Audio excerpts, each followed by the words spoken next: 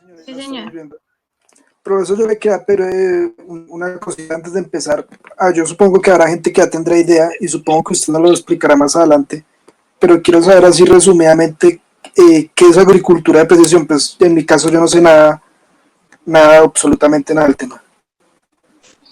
Muy bien, Andrés. Entonces llegaste al lugar que era para entender entonces que era agricultura de precisión. Y con esta primera presentación vamos a distinguir sobre lo que podríamos reconocer como una agricultura convencional. Listo, Andrés. De todas maneras, me pueden ir interviniendo o me pueden ir comentando lo bien o lo que no entienden para poderlo aclarar. Bueno. Profe, ¿ya iniciaste a grabar de casualidad? Sí, señora, está grabando. Sí, señora. Sí, ya está grabando. Es que estaba aquí un poco desocupando mi Dropbox, porque es a donde llega la grabación, pero por esta red me está generando inconvenientes. Pero esta clase está siendo grabada. Bueno, entonces este es un curso corto de agricultura de precisión. Como les comentaba, nuestros certificados van a decir que es implementación o uso de sistemas de información geográfica para la agricultura de precisión. Como les digo, ese es tan solo un componente, pero como yo tenía preparado una clase un poco más extensa o un curso más extenso, lo vamos a ver en detalle, donde los sistemas de información es una parte del proceso formativo. Bueno, yo les hice llegar a algunos, no sé, creería que algunos otros de pronto no, por el volumen de información que me llega, el programa formativo. No sé si alguno lo tiene por allí disponible para que lo revisemos. Voy a ver. A mí no me ha llegado la información, pero sí. Si es hacia abajo, pues vamos descargando. Perfecto. Voy entonces a abrir el programa para que todos estemos entonces claros sobre los alcances que hemos previsto, o de pronto si hay alguna parte donde quisiéramos ahondar un poco más, entonces poderlo revisar.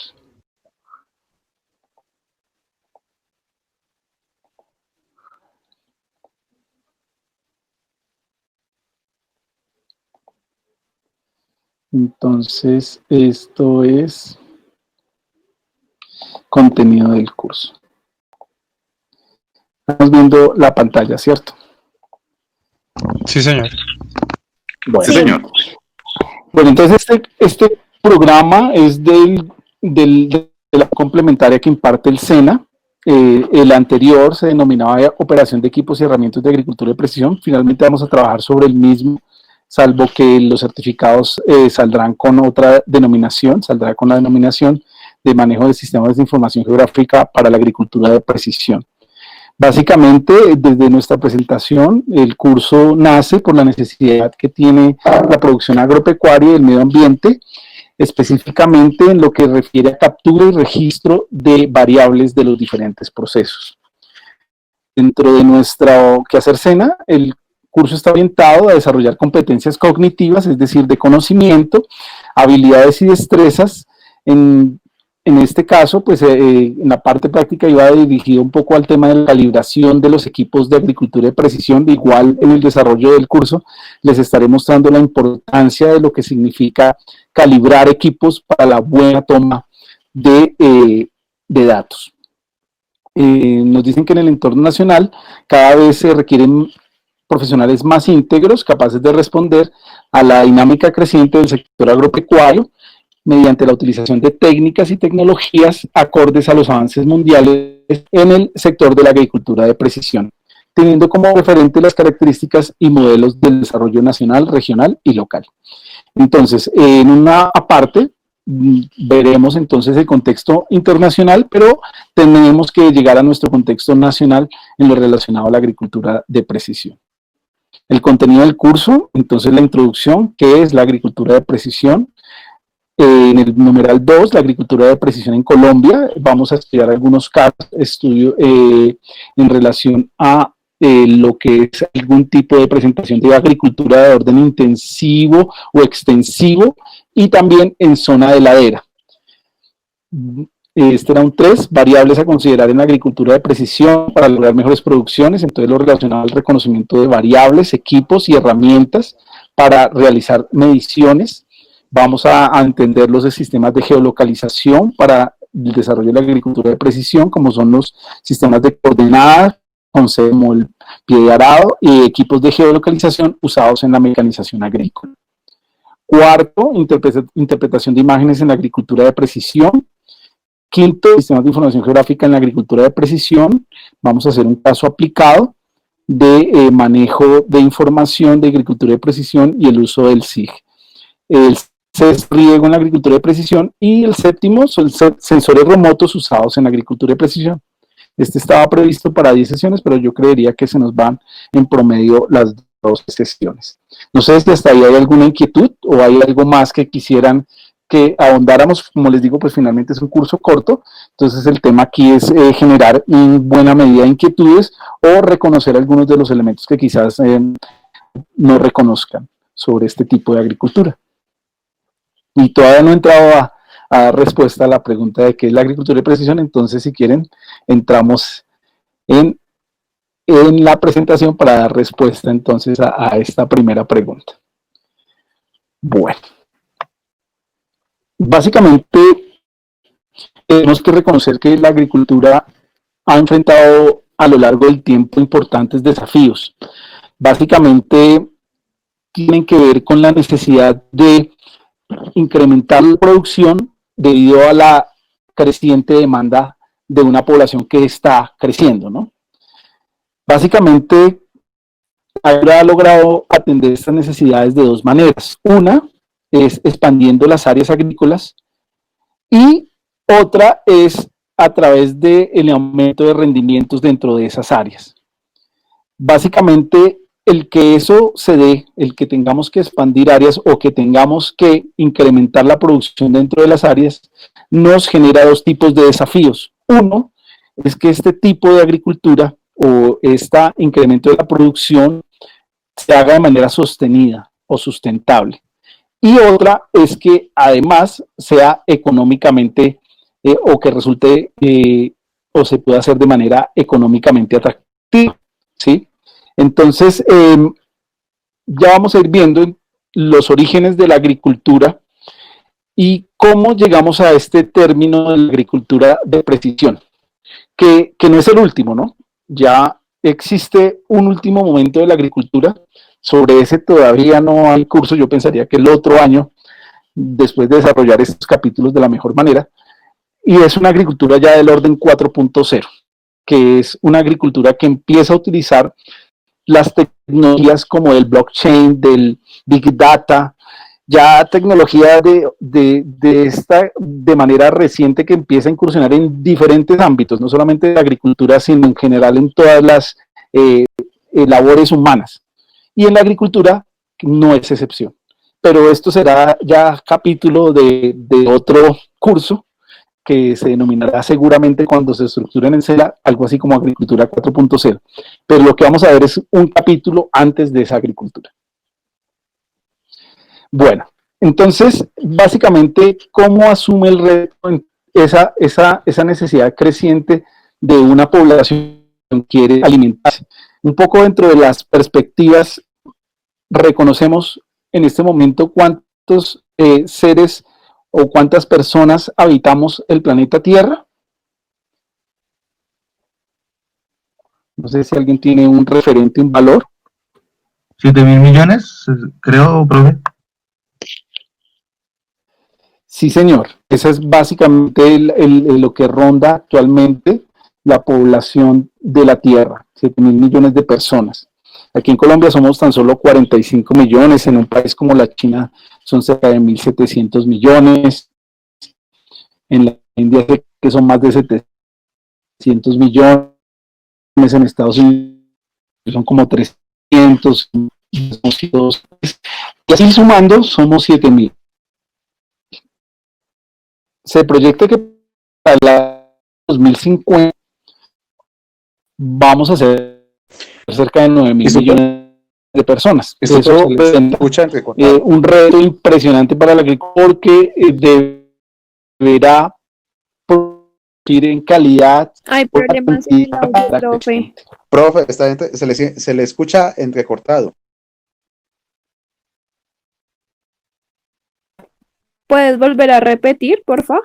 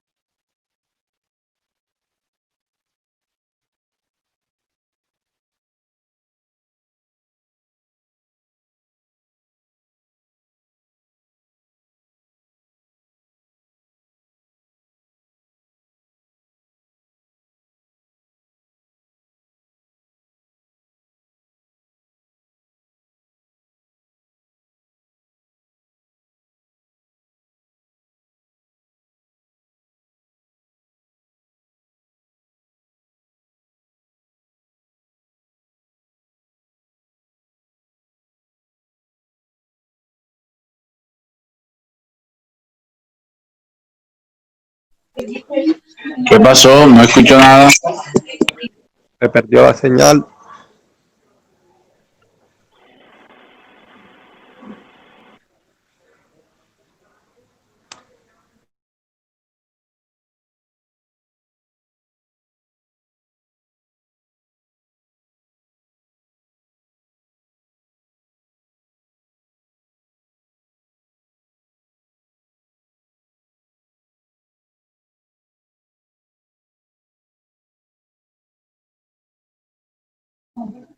No se escucha nada.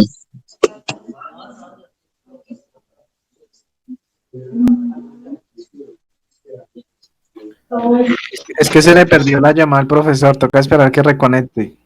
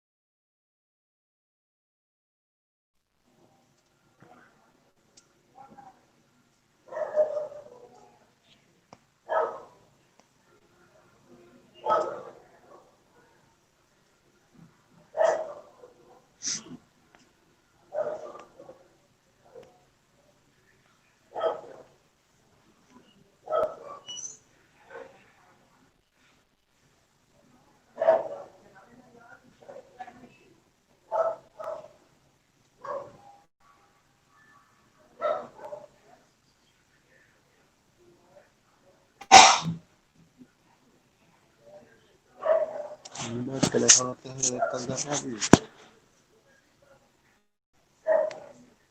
Que está como grabando. Por eso estaba grabando lo que quería estar.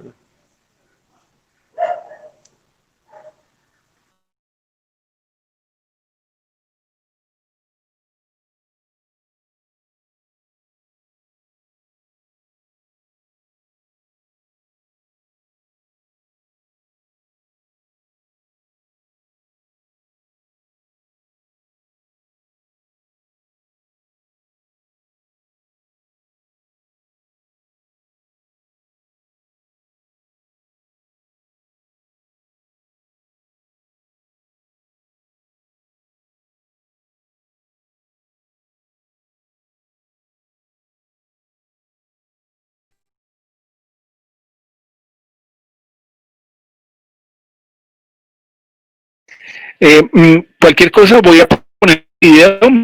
Por favor, escuchan bien el audio. Hay varias Oh, ya que se salió por un momento la señal tal vez. Bueno, entonces les voy a compartir un video sobre lo que fue los inicios de la agricultura a través de lo que se denominó en su momento la Revolución Verde. Entonces comparto la pantalla, por favor, si tienen problemas con el audio me informan.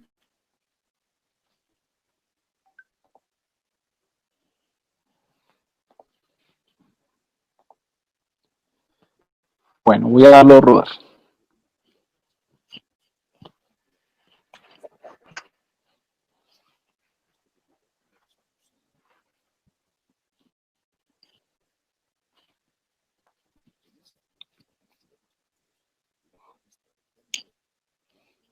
Instructor, ¿el audio está funcionando? ¿Sí tiene audio el video? Sí, debería tener, No se escucha. No se escucha. No escucha el audio del video. Sí. No se escucha. Nos fuimos para allá, para el cuarto. Ok. Entonces vamos a tratar antes de abrirlo de otra manera. A ver si... porque por allí no...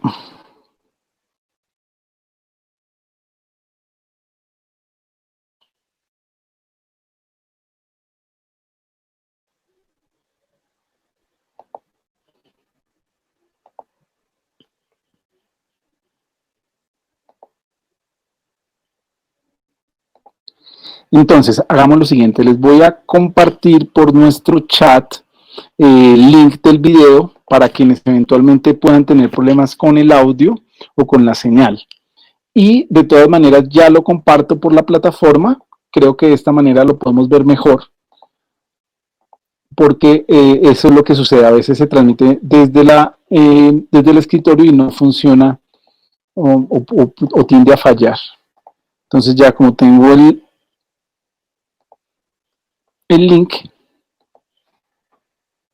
De una rápida transición de una sociedad voy a entrar a una compartir. industrial. Esto conllevó una explosión demográfica mundial. En esa época, Thomas Malthus, un economista británico, ya pronosticó una escasez de alimentos a causa del incremento de la población mundial.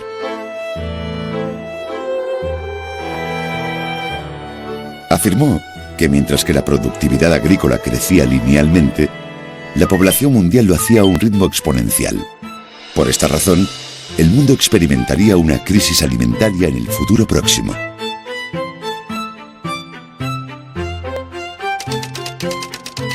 Como si quisiera confirmar las predicciones de Malthus, la población mundial se duplicó en apenas 120 años y, de hecho, el mundo tuvo que hacer frente a una escasez de alimentos.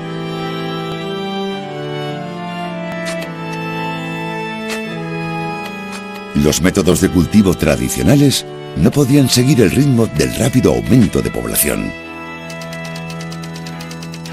Pero entonces, mientras la población mundial continuaba creciendo a un ritmo vertiginoso, la tan temida crisis alimentaria pronosticada no se produjo.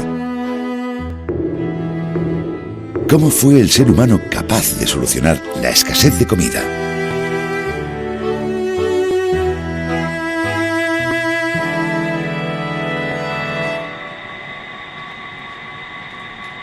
En el siglo XX, se empezó a usar el poder de la ciencia para combatir la inminente y prevista crisis alimentaria. Empezaron a cruzar cultivos. Mediante el cruce de variedades con características diferentes, se puede crear una nueva variedad con las cualidades deseadas. El chile dulce, un híbrido entre el pimiento morrón y el chile, es un ejemplo obtenido con esta técnica. Actualmente, la mayoría de los cereales, frutas y verduras consumidos en Corea se obtienen mediante este proceso. Se han hecho grandes esfuerzos para cultivar las variedades más grandes y resistentes a los insectos. Así, para crear una manzana roja y grande, cruzarán una manzana roja y pequeña con una manzana verde y grande. Después de las manzanas obtenidas, solo se elegirán las más grandes y rojas, las cuales se reproducirán usando las técnicas tradicionales. Si sembramos las semillas de las manzanas rojas y grandes, obtendremos unas manzanas más rojas y más grandes. Y en la próxima generación, las manzanas que cosecharemos serán incluso más rojas y más grandes. Después de repetir este proceso durante años, habremos creado una variedad de manzanas rojas y grandes.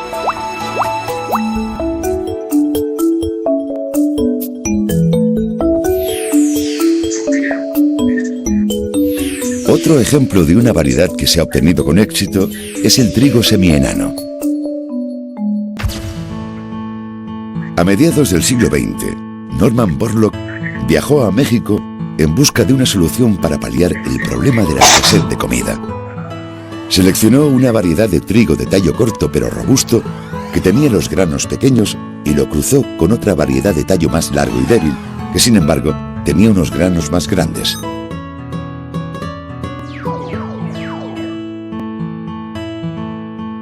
El resultado fue un trigo semienano que tenía los granos grandes pero el tallo corto y que por tanto podía resistir los vientos fuertes. La introducción de esta variedad de trigo en los países del tercer mundo afectados por la hambruna duplica su abastecimiento de comida.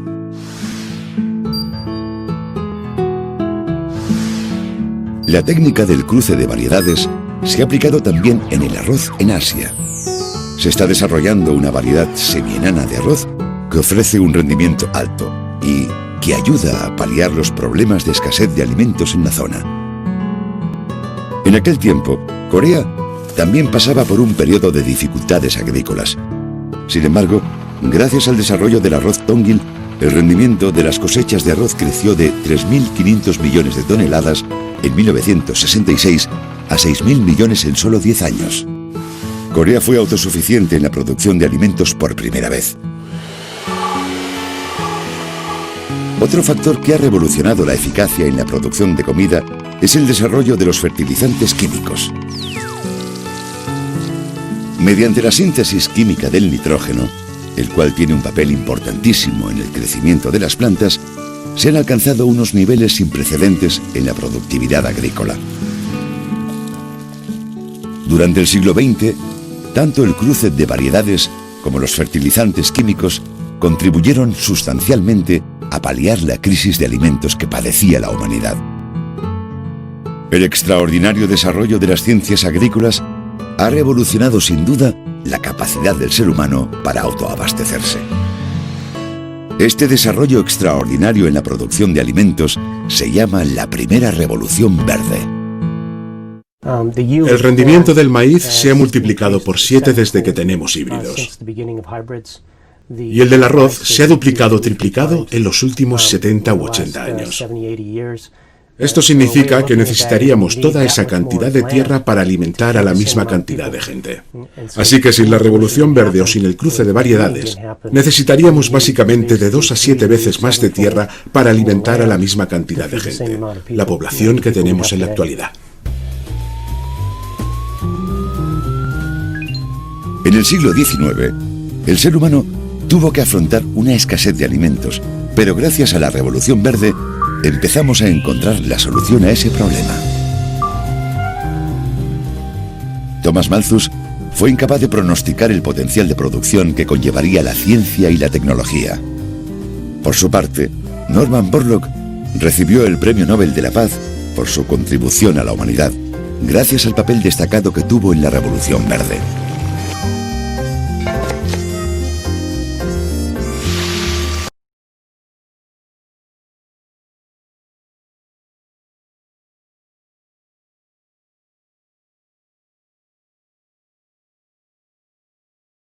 Bueno, ¿cómo nos fue con ese primer video?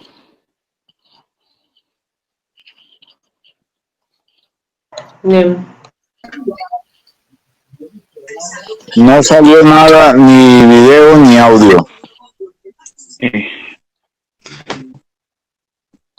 No, Mauricio, en el chat yo puse el link para que lo abran cuando tengan dificultades y lo puedan ver ahí desde su computador y volvemos nuevamente a la clase y vamos dialogándolo. Bueno, ahí de todas maneras está puesto para que lo abras y lo puedas ver. Instructor. Sí. Sí, Ariel. pues lo que uno analiza aquí a grueso modo en el video es lo que la influencia que tiene el mejoramiento genético en cuanto a la agricultura de precisión, ¿no? Mucho de lo que hace aquí en el Valle del Cauca el CIA, que es el Centro Internacional de la Agricultura Tropical, en el cual pues conserva para estos temas, pues para estos tiempos de hambruna, conserva lo que es el frijol y otros cereales, ¿no? Incluso hasta la yuca, haciendo mejoramiento genético. Entonces esto es muy relevante, muy importante. Sí. Sí, Ariel, gracias por tu comentario. Sí, perfecto, Ariel.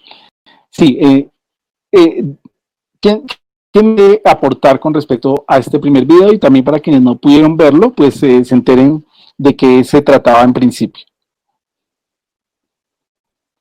Y un poco para la pregunta que hizo, ¿quién me hizo la pregunta acerca de la agricultura? Andrés, tal vez. Bueno, listo, Andrés. Bueno, este primer video lo planteo porque considero que es importante reconocer cuáles son unos orígenes cercanos de la agricultura, ¿no? Porque si miráramos un poco más atrás, tendríamos que ir a las comunidades primitivas, a ese momento en el cual el ser humano, gracias a la agricultura, deja de ser básicamente nómada y se vuelve sedentario y se agrupa en poblaciones, ¿no?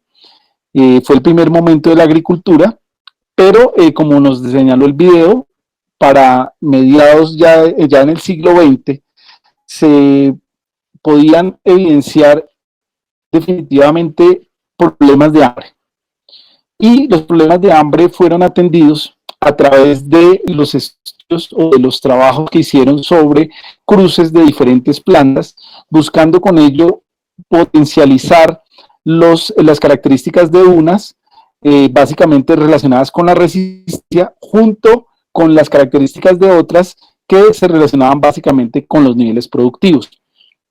En Colombia es muy evidente el trabajo que, por ejemplo, ha desarrollado CENICAFé, y aprovechando un poco lo que Ariel nos comentaba, estos centros de investigación, los CENIs, que hacen parte de muchos de los gremios de la producción, junto con otros tipos de centros de investigación como el CIAT, ¿sí? Que está ubicado, como bien señalaste, en el Valle, y donde se hacen trabajos relacionados con estas investigaciones de mejoramiento.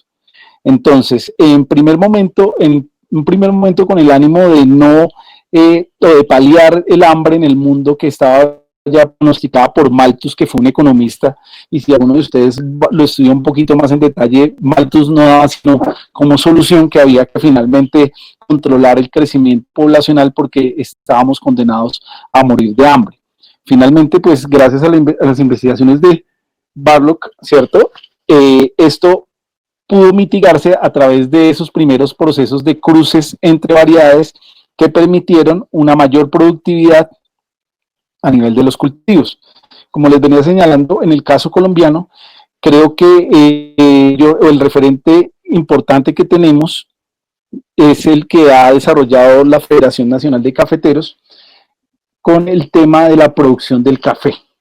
¿Sí? Bueno, esto ya es como harina de otro costal, pero básicamente quería mencionarles que el trabajo que ha hecho la Federación ha sido dirigido precisamente a las variedades resistentes en principio al ataque de plagas y enfermedades.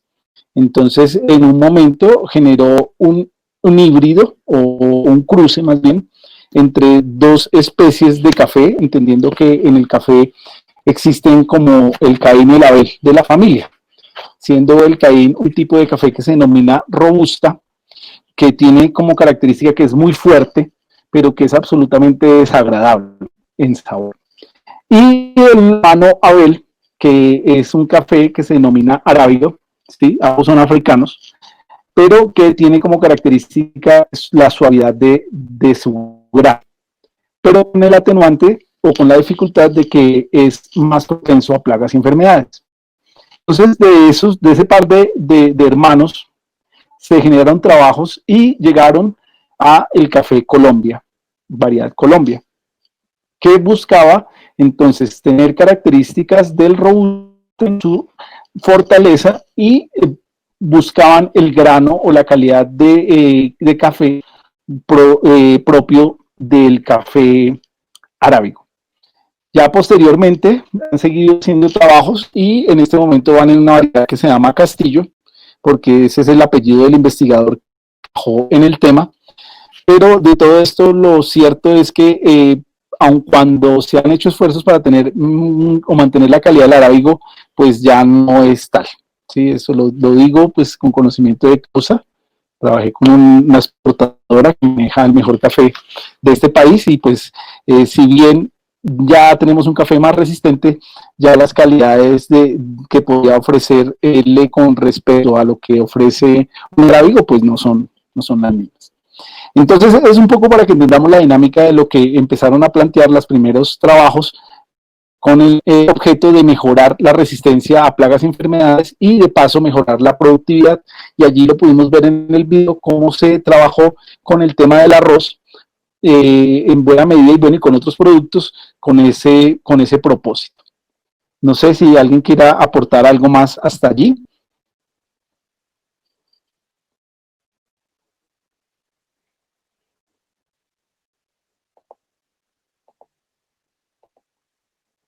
Bueno, entonces si no hay, vamos, yo no sé, Andrés, si ya vas viendo un poquito como hacia dónde, ¿no? Entonces, hacia dónde es, bueno, y después de lograr efectivamente mejorar lo que sembramos, de tener productos de síntesis química, de tener algunos aspectos desde la mecanización de los suelos para realizar procesos diversos de preparación y los que también venían con el tema de las fertilizaciones y de las cosechas. Ese es el límite, es decir, ahí paramos y qué hacemos si finalmente la población sigue creciendo y ya aparentemente ese límite lo hemos cumplido. Entonces allí es donde aparece la agricultura de precisión y ya vamos a ver. Entonces, no sé, ¿están viendo mi pantalla? Sí, señor. Perfecto. Yo no he visto la pantalla todavía. No. Ok. Bueno, perfecto.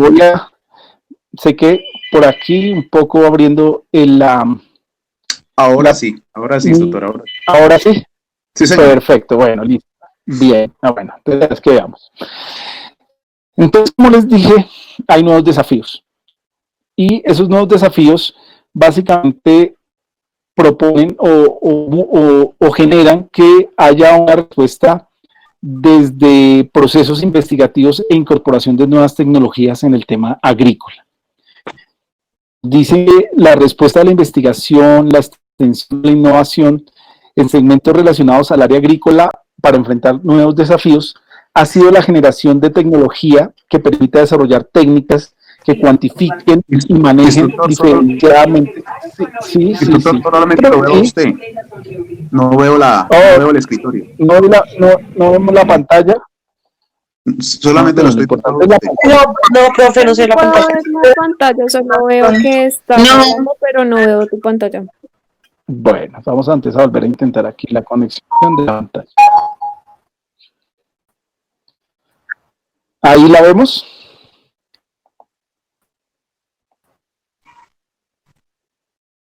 ¿Sí se ve la pantalla? Sí, señor, ahí se ve.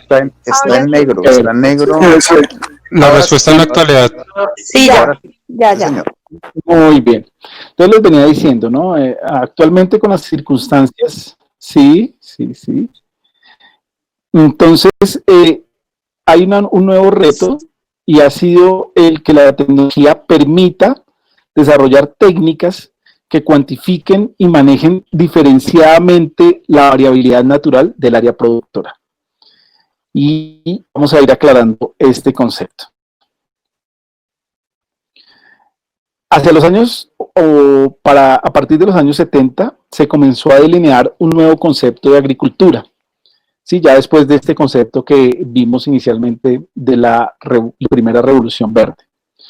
Con los estudios sobre automatización de máquinas agrícolas, ¿sí? Entonces, después del tema del mejoramiento de variedades, del tema de insumos, entonces empieza a haber unas mejoras en el proceso productivo mediante procesos de automatización.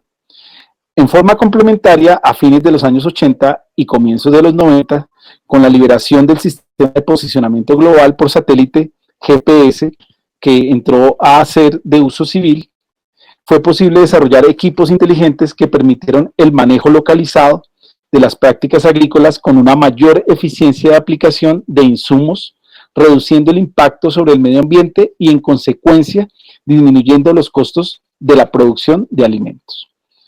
Bueno, ¿qué es esto?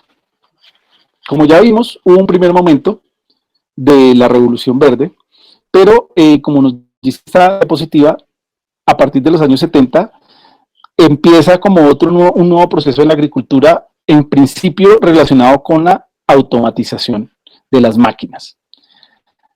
Pero resulta que hacia los años 90 fue liberado el sistema GPS. ¿El sistema GPS qué es? Es básicamente el uso de satélites para la geolocalización sobre la superficie terrestre. Pero este sistema era un sistema privativo o era de uso exclusivo de del ejército de los Estados Unidos, pero para 1990 lo liberan para el uso civil.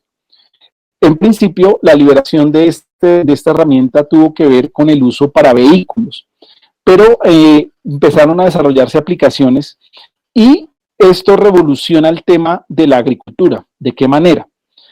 Básicamente a través de la utilización de esta tecnología para desarrollar equipos que permitieran ubicarse inteligentemente en el campo y con eso localizar las prácticas que se realizaban sobre el terreno. Buscando con ello que aplicar de manera más eficiente los insumos. ¿Por qué? Vamos a imaginarnos esto y ahí vamos a dejar por hoy. El suelo es un elemento o es un medio que varía mucho en el espacio. Es decir, puede ser que uno tenga unas consideraciones de suelo aquí y a 10 metros puede cambiar, dependiendo porque es variable. ¿Sí? El suelo puede cambiar como puede que no. Pero esta variabilidad fue la que se entendió desde la agricultura de precisión. Entonces, si en un terreno tenemos una zona que es muy fértil, y eventualmente a los 40 metros ya muestra los mismos niveles de fertilidad, en la agricultura de precisión se consideró que había que trabajar no donde el suelo es fértil, sino donde no lo es.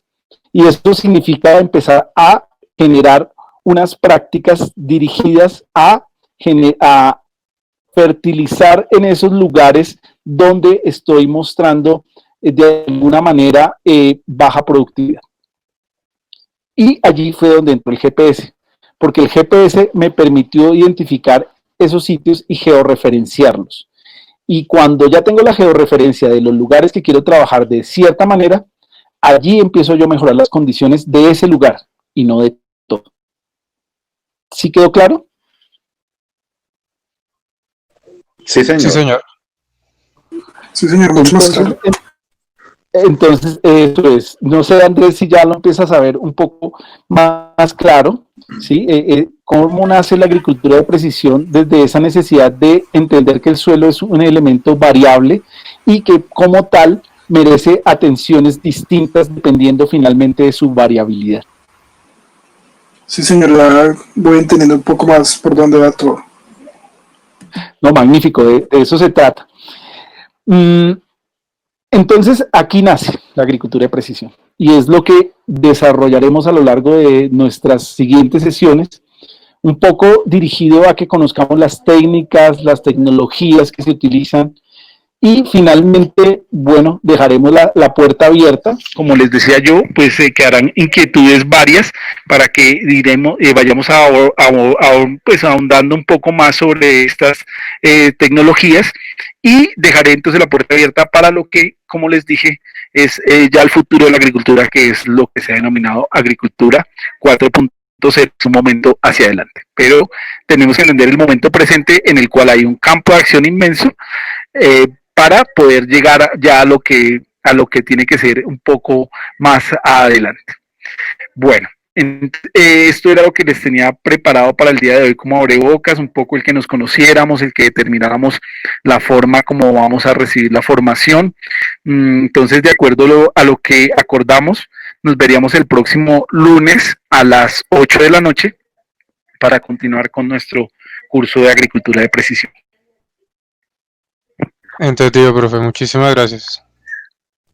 Bueno, Camilo, entonces que tengan una muy buena noche, David, igual. Buenas noches. Muchísimas gracias. Muchas gracias, muy amable, feliz noche. Profe. Gracias, profe, feliz noche. Gracias, hasta luego. Bueno, que descansen, buenas noches. Buenas Feliz noche. Buenas noches a todos. Bueno, sí, señores, hasta luego.